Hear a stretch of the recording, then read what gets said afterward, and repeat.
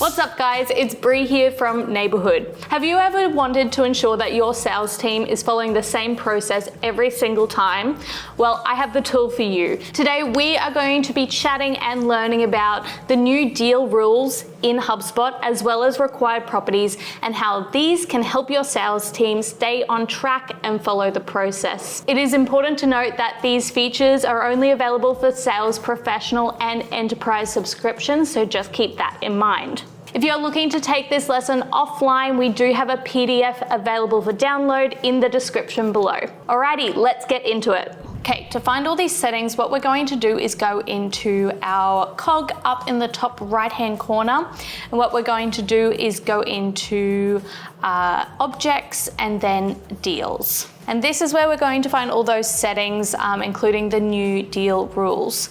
So what I'm going to do is go into my pipeline here, and you can see here, so you may have seen the conditional stage properties or required properties before, which is this column here, but what we're also looking today is these pipeline rules as well. So there are a couple, and we'll go through each one. I'll give you examples as we go where I think they will be best used and maybe not so best used as well. So if I go into edit, I'll just turn that off. We can have a look at what we have here. So the first one is limiting deal creation to a single stage, which means users can only create a new deal in a single stage. So this would be super useful if you have a new inquiry phase, but you're finding that your sales team might be straight away putting it into the discovery phase or something else and missing some important data collection or tasks in those beginning stages. Even if this new prospect is moving straight into a discovery stage, it's important that we collect that information from the beginning. So that's when it can be really useful there. So when you turn that on, it's going to ask you to select that first stage in which deals can be created. And for this one, we'll just do maybe not this pipeline. Go into here. And we can do maybe appointments scheduled. So that would be the first phase. And basically every time I try to create a new deal now, it will go straight into that appointment scheduled and won't be able to be created in any other stage. Where it might not be as useful is if there isn't any important data collection needed at the beginning and you're happy for your sales team to move straight into that discovery or explore stage, you could turn that one off there. The next one we're looking at is restricting deals from skipping stages. So we often see sales teams come to us and say, our sales team is always skipping this stage here because it's either too hard or they don't think it's needed. And in that case, some data can be missed during that stage, as well as tasks and bits and bobs like that that may be needed in that stage. So basically what this is going to do is it forces the sales team to have to put it into the stage after next, so vary one after another. And that's helpful if you want them to follow a very precise sales process. Where it may not be as needed is if you have maybe a smaller or a single sales team who is still following a process but maybe created it themselves, and you're happy for them to skip a stage if so. But to turn it on, you can click that on. It is set to all stages at the moment. I do foresee, hopefully, HubSpot allowing us to edit that, but for now, it is just all stages. The next one we're looking at is restricting deals from moving backwards. So I think this is a really good one. Generally, you don't want to see your deal moving backwards in the pipeline, especially if you have an action-based pipeline as well. So each one is a step-by-step action. It wouldn't make sense that they move back into a discovery phase, hopefully.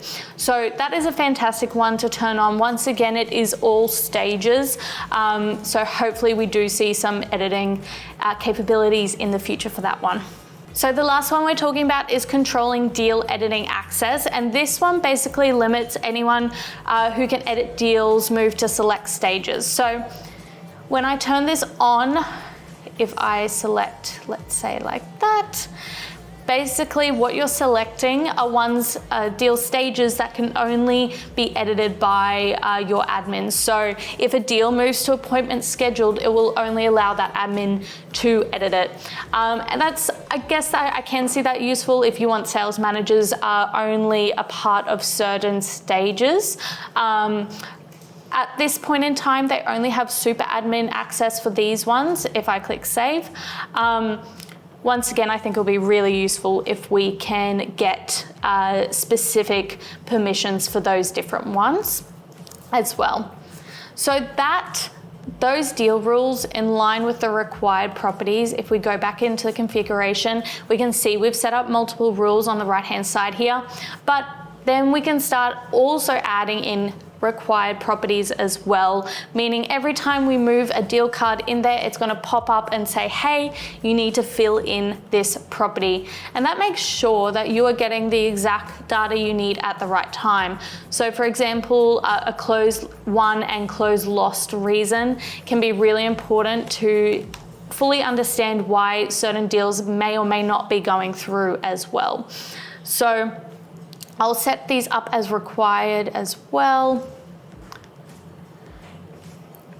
Click save. And now if we go into our deal pipeline, let's just have a quick look at what this looks like in action. So we'll go to our Carlton test one here, set it as the board view. Okay, so for example, I can move this along. If I move it back, it's going to tell me, no, you can't do this. Would you like to continue? So we'll cancel that one. Once again, if we move it to closed one, for example, it's going to pop up on the right-hand side asking me to fill in a closed one reason. So we have that data. And altogether, that will create a super efficient, straightforward, and somewhat strict pipeline, but it ensures that your sales team is always collecting the data that you need from your prospects and is moving in the right way. All right, guys, and there you have it. You now know how to place in required properties in your deal pipeline, as well as set up some of those new deal pipeline rules. Now, once again, if you are after the PDF version of what we talked about today, you can grab it in the description below. If you feel like you've learned something today, make sure you give us a like, leave a comment down below, and subscribe. If you want us to do any specific HubSpot how-tos on something that is on your mind, just let us know in the comments below and we'll try fit it in.